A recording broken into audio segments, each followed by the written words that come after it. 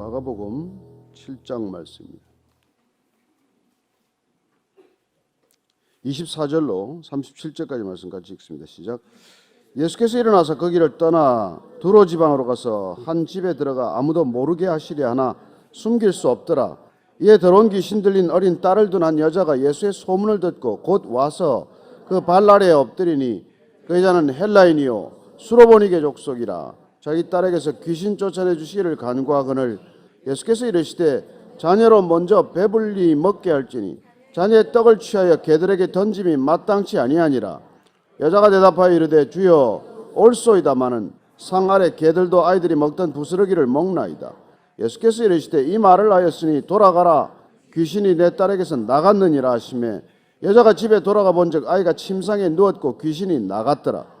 예수께서 다시 두로 지방에서 나와 시돈을 지나고 데가볼리 지방을 통과하여 갈릴리 호수에 이르시매 사람들이 기먹고 말 덧없는 자를 데리고 예수께 나와 안수하여 주시기를 간구하거늘 예수께서 그 사람을 따로 데리고 무리를 떠나사 손가락을 그의 양귀에 넣고 침을 뱉어 그의 혀에 손을 대시며 하늘을 우러러 탄식하시며 그에게 이르시되 에바다 하시니 이는 열리라는 뜻이라. 그의 귀가 열리고 혀가 맺힌 것이 곧 풀려 말이 분명하여졌더라.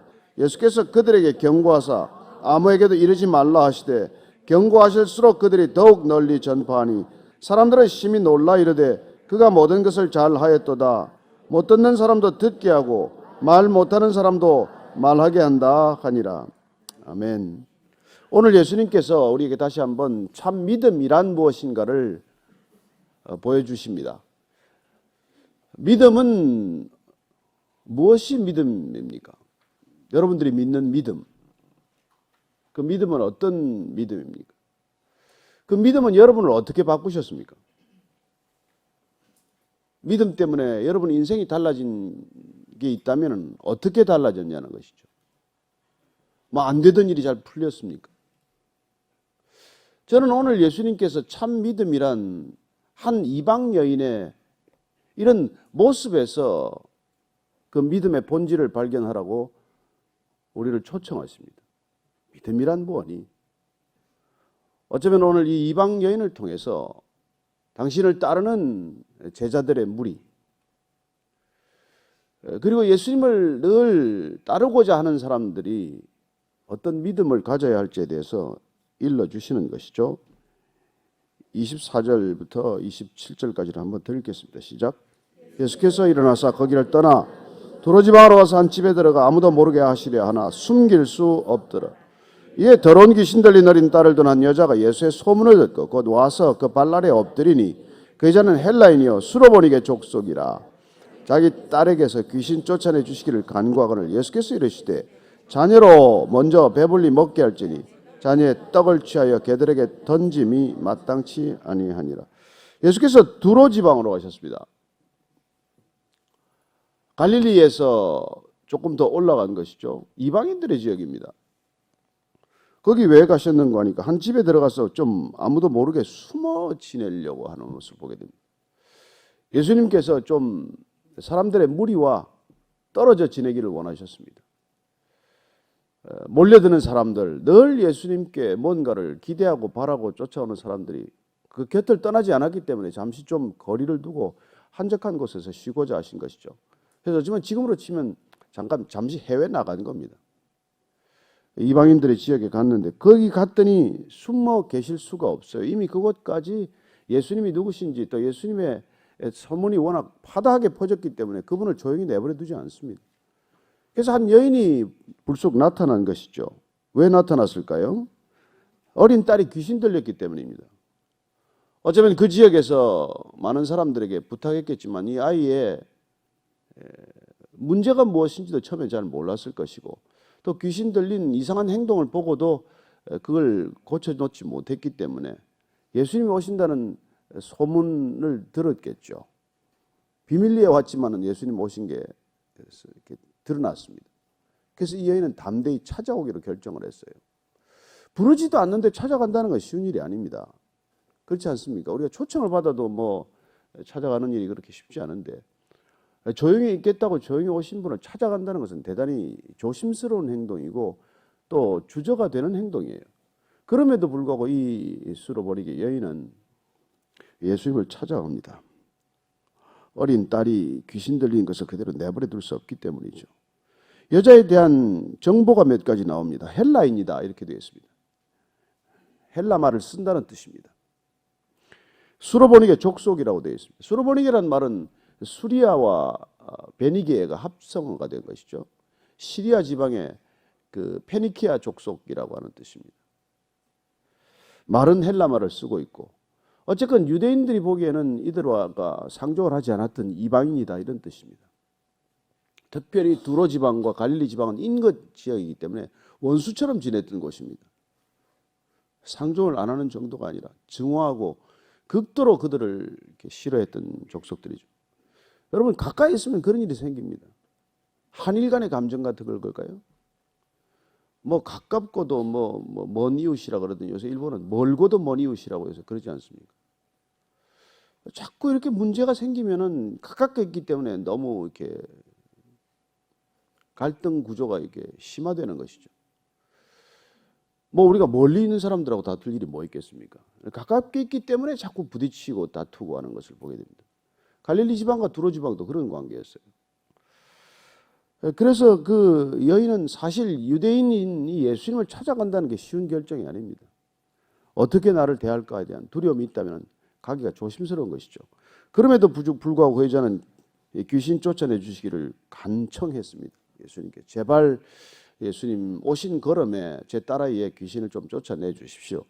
근데 예수님께서 너무 쌀쌀맞게 대답을 하세요.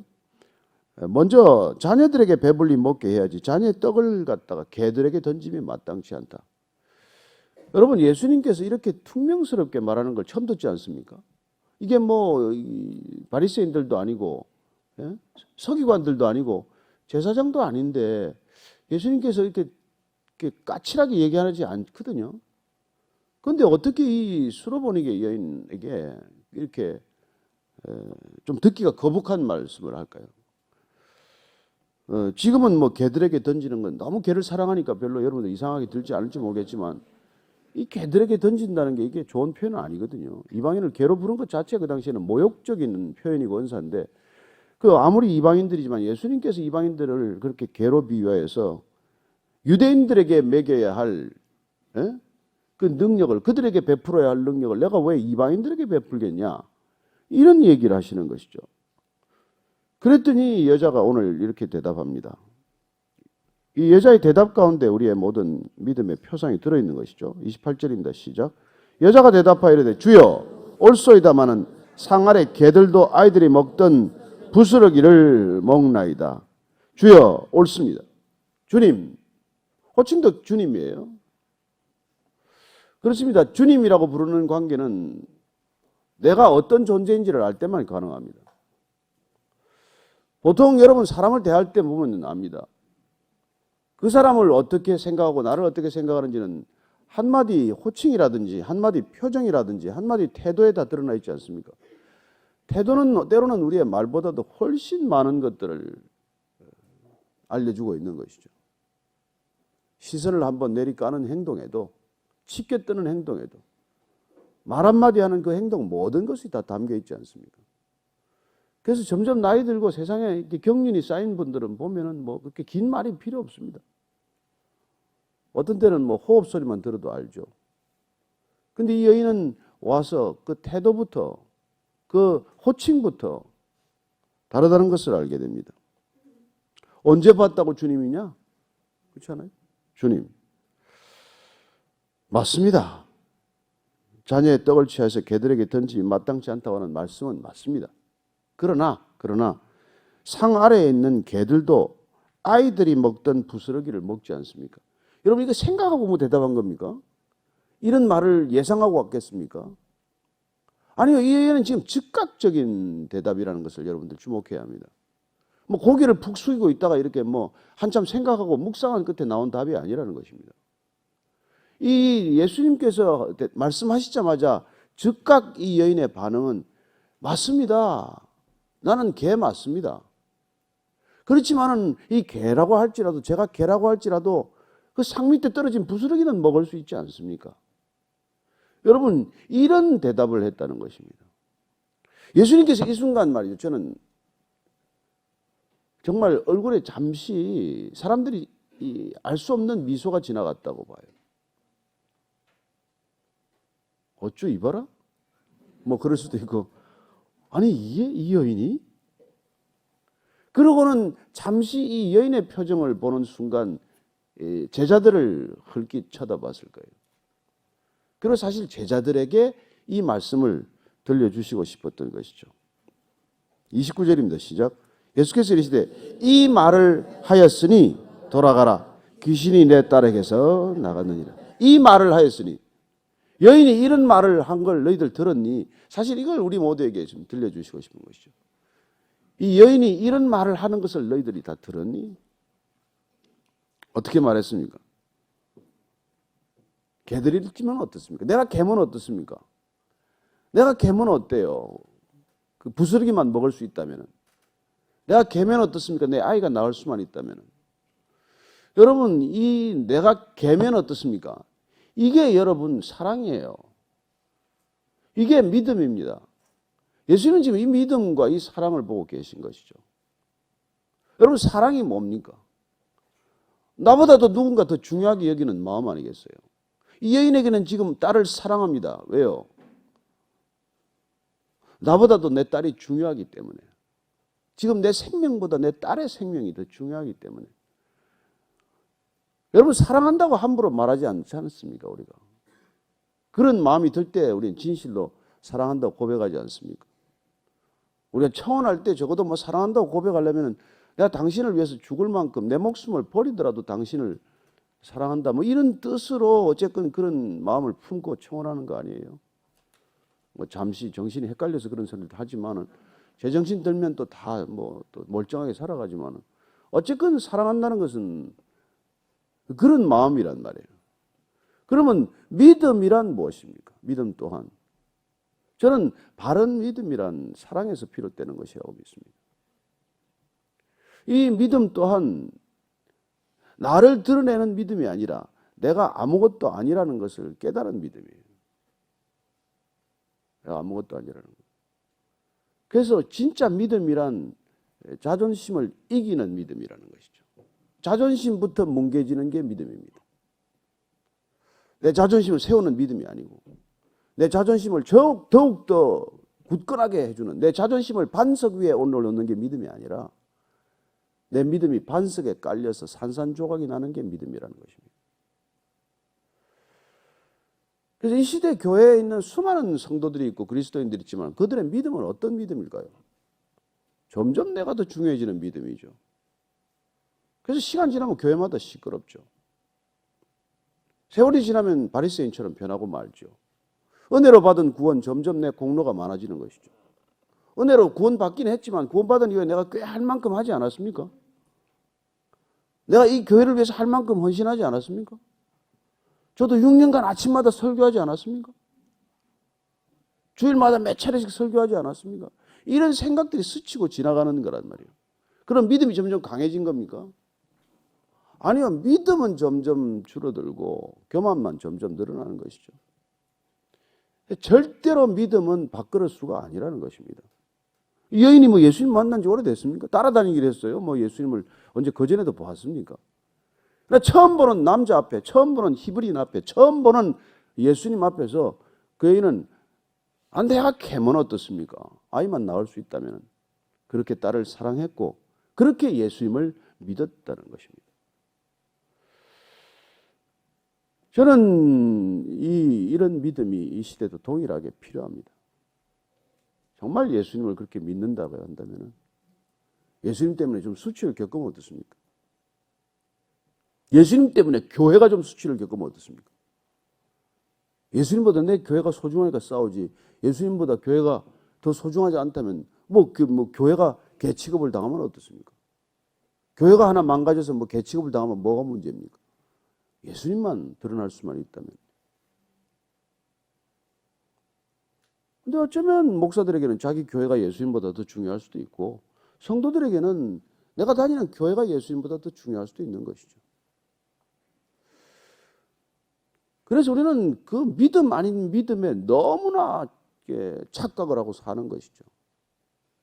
내 믿음 좋은 줄 알지만 뭐 고난이 한번 오면은 파도에 휩쓸리면 그냥 뭐 믿음은 오간데 없고 한순간에 사라지는 것이죠. 여러분, 믿음이란 늘 우리가 주님 앞에 섰을 때 나는 정말 개보다도 못한 존재다. 이 생각이 사라지면 안 되는 것이죠. 나는 먼지 같은 존재다. 나는 뭐 그런 존재다. 우리가 주님이 내 안에 오셨기 때문에 정말 세상에서 비교할 수 없이 가치 있는 존재가 된 건 사실이죠. 그러나 내가 가치 있는 존재가 된 것은 예수님이 내 안에 오셨기 때문에 그런 존재가 된 것이지. 원래 내 자체가 그런 가치 있는 존재는 아니었지 않습니까? 원래 그렇게 만들었지만 내가 죄 가운데 살면서 그 가치를 내가 다 갖다 버리지 않았습니까? 주님께서 에덴 동산에서 필요한 것, 부족한 것 없이 다 만들어 놓았지만 꼭 하나님 같아지는 것, 곧 한 가지 때문에 내가 에덴 동산을 다 깨박치고 내 발로 뛰어나온 것 아닙니까? 그래서 나 혼자 뭐 돼지 쥐염 열매를 먹고 살고 있는 것 아니에요. 그러나 정말 은혜롭게 우리가 아버지 집에 돌아갔더니 아버지께서 과거를 묻지 않고 아버지 유산을 다 깨박친 걸 묻지 않고 그냥 다시 가락지를 끼워주고 새 옷을 입혀주고 잔치를 벌여주고 죽었던 내 아들이 돌아왔다. 이렇게 된 건데 그 사흘도 지나지 않아서 다시 또 아버지한테 뭔가를 깡알거리기 시작한단 말이에요. 그게 우리의 신앙의 모습이라는 것입니다. 그런데 이 여인이 그렇게 말 한마디 했지만 내가 계면 어떻습니까? 상 부스러기에 있는 먹을 수만 있다면 뭐 어떻습니까? 그때 예수님께서 즉각 그 믿음과 사랑을 보시고 받으시고 그리고 어떻게 보면 칭찬하시고 돌아가라. 귀신이 내 딸에게서 나갔느니라. 그랬더니 정말이에요? 그렇게 따지지 않습니다. 즉각 달려갑니다. 여자가 집에 돌아가 본 적 아이가 침상에 누웠고 귀신이 나갔더라. 우리 같으면 뭐 예수님 그렇게 말하면 예수님 그래도 조금 뭐 좀 사인을 주셔야죠. 사인을 주셔. 하여튼 뭐 그 아이를 품고 그래도 기도라도 한번 해주십시오. 아니라 나갔다. 그런데 또 즉각 믿고 딸에게로 가는 것을 보게 됩니다. 여러분이 만약 믿음으로 기도했다면 이 자리를 떠나서 즉각 응답된 걸 믿고 갈 거예요. 그러나 우리가 믿음의 기도를 드리지 않았다면 내일 아침에 와서 똑같은 기도도 계속 하겠죠. 그러니까 불신과 믿음 사이를 왔다 갔다 하는 것과 정말 믿음 안에 풍덩 빠져 있는 건 다르다는 것이죠. 우리는 뭐 대부분의 믿음이라는 게 뭐 정말 이렇게 믿었다 말다 하는 그런 거고, 좀 내가 좀 일이 풀리면 믿어졌다가 또 일이 안 풀리면 또 안 믿어졌다 하는 게 우리의 믿음이라면은, 정말 진정한 믿음이란 내가 중요하지 않은 믿음, 나는 어떻게 돼도 상관이 없는 믿음, 내가 잘 되기 위해서 믿는 믿음이 아니라 내가 수치를 겪어도 상관없는 믿음. 그래서 예수님께서는 우리를 위하여 수치를 겪으신 거예요. 자, 이 여인은 그렇게 말함으로써 수치를 자초하는 것입니다. 그렇다면 그 믿음 때문에 내가 수치를 겪을 수 있는 믿음, 그 믿음 때문에 내 자존심이 짓뭉개지는 믿음, 그 믿음 때문에 나는 오간 것이 없고 주님만 크게 보이는 믿음, 그런 믿음의 길로 우리가 접어들어야 예수님께서 말하는 자기를 부인하고 나를 따르라는 믿음으로 길로 가는 것이지, 그게 아니라면 시간이 지날수록 점점 더 내가 중요해지는 길이라면 자기를 성취하는 믿음의 길, 자기를 드러내는 믿음의 길, 자기를 영광스럽게 하는 믿음의 길을 가자고 발버둥 치는 거나 마찬가지죠. 그렇게 일생 갈 수 있습니다. 그런 신앙인이 얼마나 많습니까? 세월이 지날수록, 시간이 지날수록 점점 더 교만해지고, 겉이야 우아하죠. 겉이야 교양이 있죠. 겉이야 얼마나 부드럽습니까? 한 번도 화를 내는 적도 없죠. 늘 웃고 지냅니다. 그러나 속에는 바위보다도 단단한 자존심,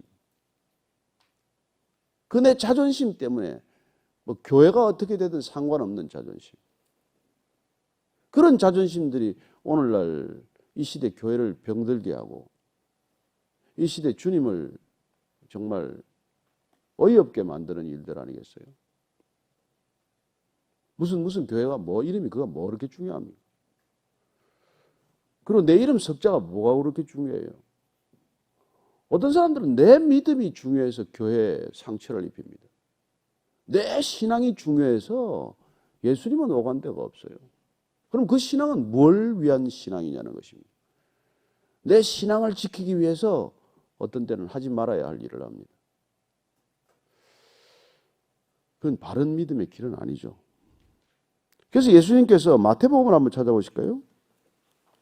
마태복음 15장 동일한 본문에 예수님은 이렇게 말씀하십니다. 마태복음 15장 27절, 28절이죠. 27절, 28절 같이 한번 읽습니다. 시작. 여자가 이르되 주여 올소이다마는 개들도 제 주인의 상에서 떨어지는 부스러기를 먹나이다 하니 이에 예수께서 대답하여 이르시되 여자여 내 믿음이 크도다. 내 소원대로 되리라 하시니 그때로부터 그의 딸이 나으니라. 내 믿음이 크도다. 늘 제자들에게는 믿음이 작으냐 연약한 믿음을 때로 나무라 하시고 때를 긍휼히 여기십니다. 제자들은 다 버리고 예수님을 좇았다고 자기들의 믿음이 대단한 줄로 알고 따라가지만 예수님께서는 틈만 나면 그들의 믿음을, 우리의 믿음을 돌아보게 하십니다. 그 믿음과 이방인들의 믿음, 저들은 믿음의 세계에 입문조차 못하고 발도 들여놓지 않을 것이라고 굳게 믿고 사는 그 이방인들의 믿음은 어떤 믿음인지를 예수님께서는 자꾸 우리에게 보게 하시는 것이죠. 이 수로보니게 여인과 함께 누가복음에 나오는 7장에 나오는 백부장의 믿음 같은 것을 주님께서 보여주시는 것이죠. 가장 믿음이 좋다고 생각하는 사람들한테 가장 그들의 믿음이 없다고 살고 생각하는 사람들이 살아가는 삶 가운데 드러내는 믿음의 본질, 믿음의 실상을 깨우쳐 주시는 것이죠.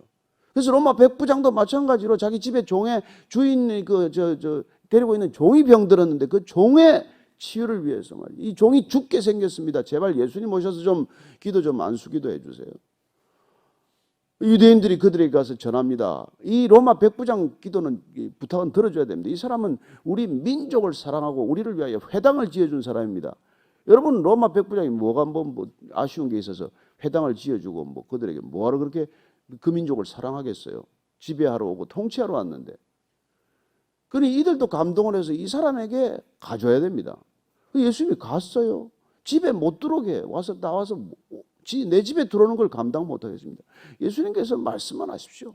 나도 백부장인데 내 부하들을 가라 하면 가고 오라 하면 오는데 예수님께서도 말씀만 하시면 내 종이 나을 줄로 믿습니다.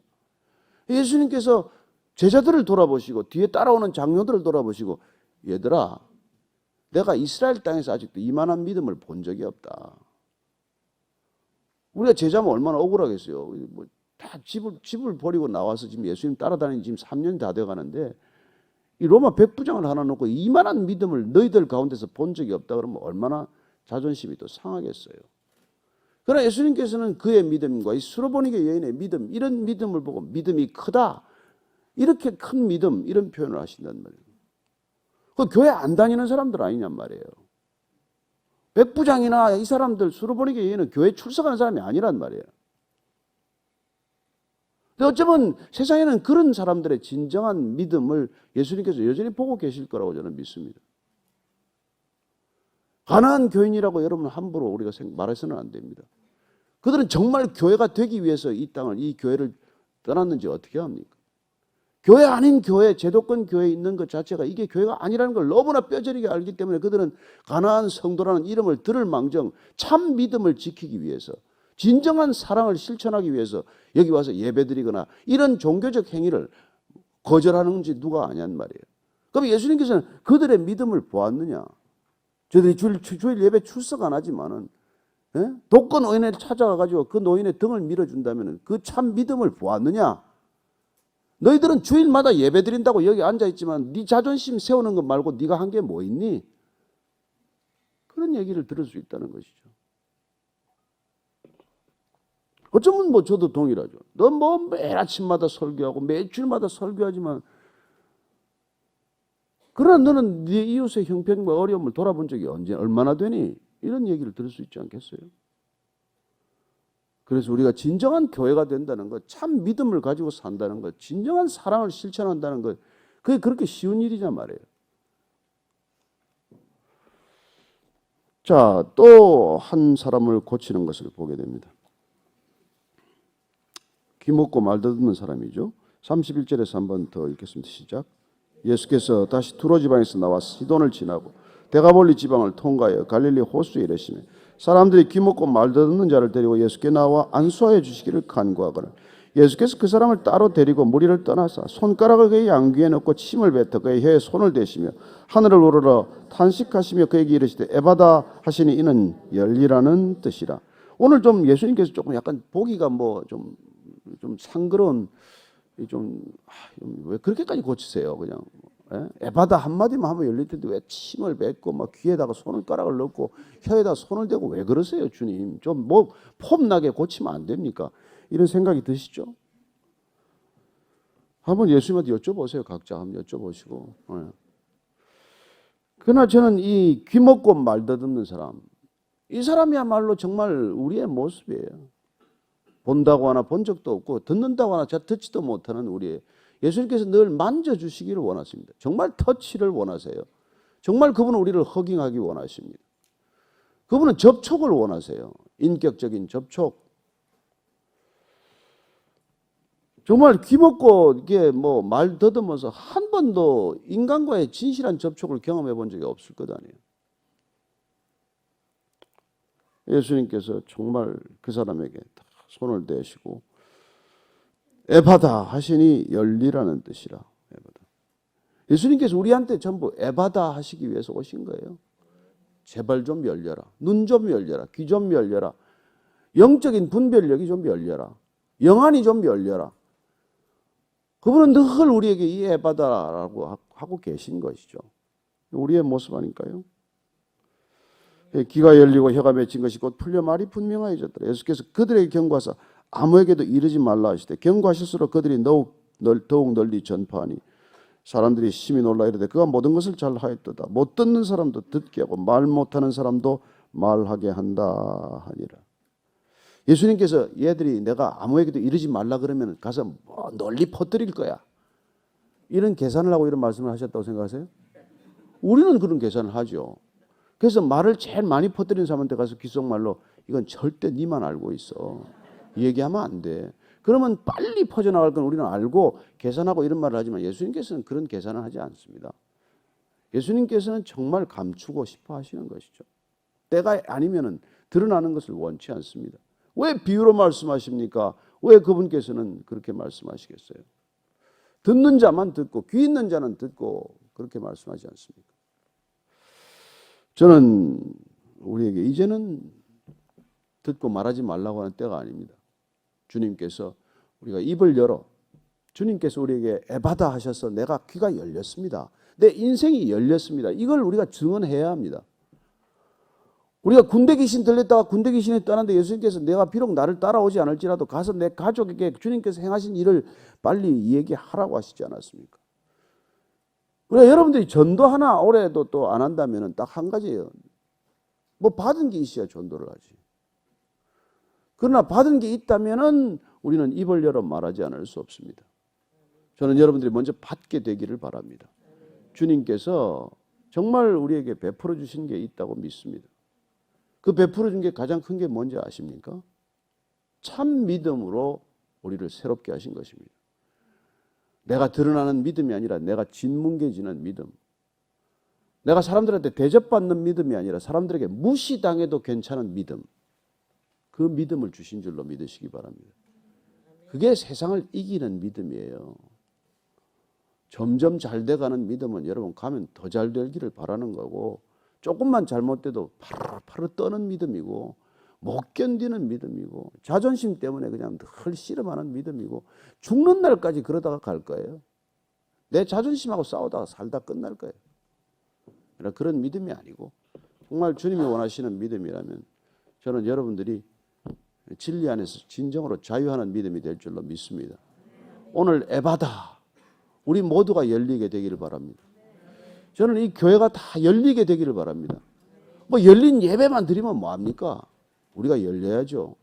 마음이 열려야죠. 이웃에 열려야죠. 불신자들에게 열려야죠. 타 종교에도 열려야 합니다. 진리는 두려워할 것이 없습니다. 예수님의 원칙은 한 가지입니다. 내가 만지면 다 깨끗게 된다는 거예요. 여러분들이 만지면 여러분들이 접촉하는 사람들 깨끗하게 될 줄로 믿으십시오. 여러분들이 깨끗하게 이미 되었기 때문에 여러분들이 가는 곳곳마다 깨끗해질 줄로 믿으시기 바랍니다.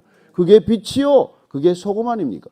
오늘 우리의 정체성을 다시 확인하고 정말 다시 한번 주님 안에서 감사하며 에바다 그 명령에 순종하기를 결단하는 기도의 자리가 되기를 축복합니다. 같이 기도하십시다. 하나님 아버지, 주님 그렇습니다. 저는 눈이 멀었댔습니다. 귀가 먹었댔습니다. 혀도 늘 내 자랑에 묶여 있었댔습니다.